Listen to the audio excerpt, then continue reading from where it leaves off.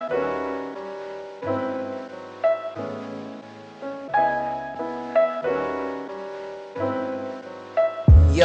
what's going on, guys? Gaussian Designs here, and we are doing a After Effects tutorial. On my edits, people like, yo, you should do an After Effects tutorial, your editor's sick. So I'm here today doing that right now. So I'm gonna do syncing and maybe throw in a little transition. I do need to get this to 10 minutes because I want to be on a 10-minute grind. You know how it is, boys. Alright, so I did this before, but when I recorded it, my mic quality was ass. So I'm just gonna go over a couple things. I was just streaming this, so if you're in the stream, yo, what's good, my dude? Alright, so he just killed him right there. So what I'm going to do is I'm going to find my sin. Alright, now we have the clip. Were you with the clip, you may ask? You're about to find out. You know it, boys. Alright, so this is your clip. Pretty standard. And whenever you're doing syncing, always turn off the volume, because when you're doing all this crazy mumbo jumbo, the audio tends to get messed up. Now we have this clip right here. We're going to press Control-Alt-P, and essentially that pulls up your time remapping, and you'll see that these 2 points popped up. So this last point here, you're going to select it, delete that because it's quite annoying sometimes, drag this back there, zoom in. So I'm just saying what I'm doing right now. I'm going to do these 3 points, I'm not sure.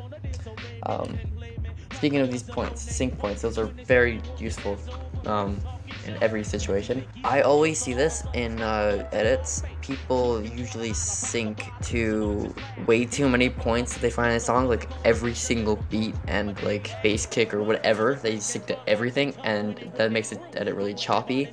Or they don't sync enough, and it's just really slow and not fast enough.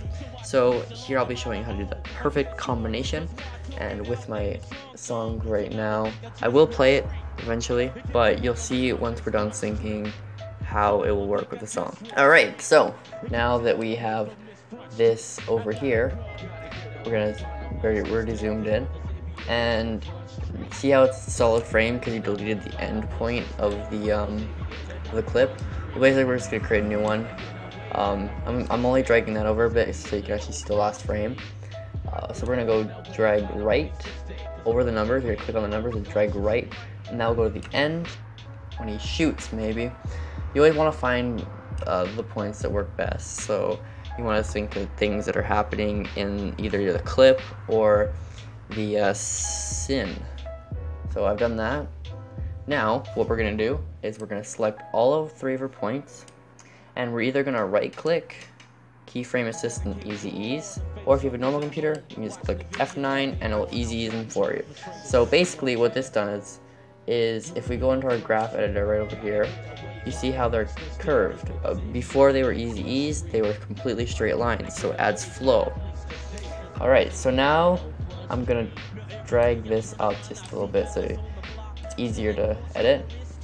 So once you click this point, you'll see these 2 handles come up. Sometimes when you do it, there's this box, you can just click off the screen and the box will go away. So you can click on these handles pop up, and we can do is you can go to the circle on the handle, click and drag, and this will adjust the curve. If you use like Photoshop or something, it's just like color correction curves. So, you know, it creates that line. Alright, so we are going to do bottom one up, top one down. Alright, so what this does is it adds medium speedish to slow in the middle and fast, because what this is doing is if you go like this, these would be solid frames. So this is the slowest point in the clip. But you never want to have that. You always want to have a smooth movement. You want to keep it going. So you're going to do that for each keyframe that you create. Let's go up and then down. Alright, so now we have this beautiful flow. Oh, and if if you think it's close, but it's not quite there, add RSMB, everything will be fine. No one's perfect at this first time. It takes quite a while to adjust to, but yeah, let's see how this looks.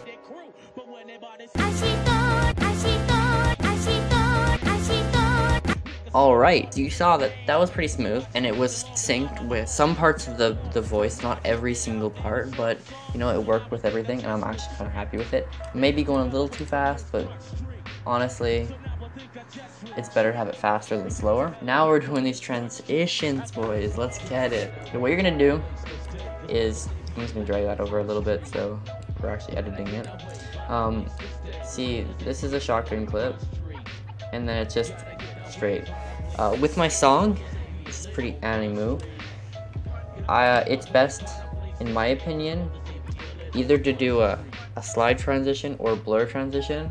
Right now, easiest one to do is a blur transition, and maybe if you guys want it, on another episode I'll do slide transitions, you know, circular transitions and everything. But right now we're doing blur, so you can do it with any of the preset blurs, but I'd suggest getting Sapphire and Universe because they have the best blurs. So I'm gonna go down to Universe Blur Legacy, drag that on there, and then, oh right, that's already on there. So it's on this clip already. What we're gonna do is we're gonna click this little arrow by the clip, open Effects, Universe Legacy, and you'll see my keyframes are there. What we're gonna do is we're going to keyframe it at 0 by clicking this little triangle here, the star diamond thing, and then we're going to go to the end. We'll do it here, for example, and then go up to, I'm thinking 50 should be good. And whenever you are doing this, always easy ease, because it just adds that smooth vibe to it. So basically you've created a nice smooth from clear to blurry, you know, transition. But it can't just go from that to that. You also have to apply it to the other clip. So you're gonna add Legacy, Universe Legacy Blur, whatever it is.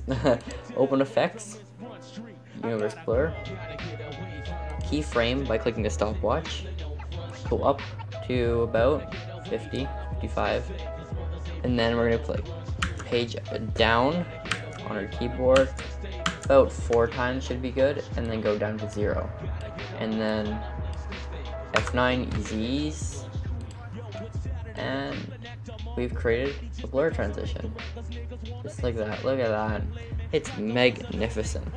Alright, so now we're going to preview this, and I'll pause my mic recording so we can do that and see how this looks. See, that was very clean. It was smooth, the transition worked, it wasn't too much blur, it was just the perfect amount, in my opinion, and it just, you know, all around looked pretty nice. So, from here, I'm gonna do a couple examples. Right here, perfect sin. Making T, time remap, same thing. I'm not gonna do the transition, I'm just gonna sync it. So we're gonna go down, delete this, and go up to this last point.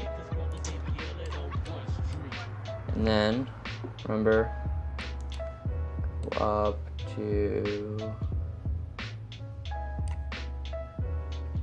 what's the end? That's the end.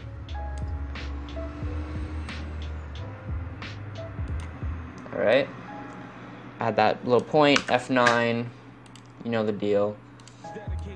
Up, down, up, down.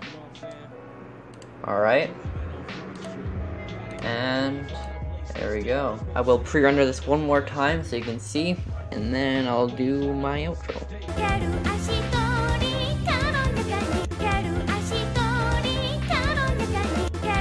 So that was the tutorial on how to you know, sync and do a little blur transition. So, hope you guys enjoyed.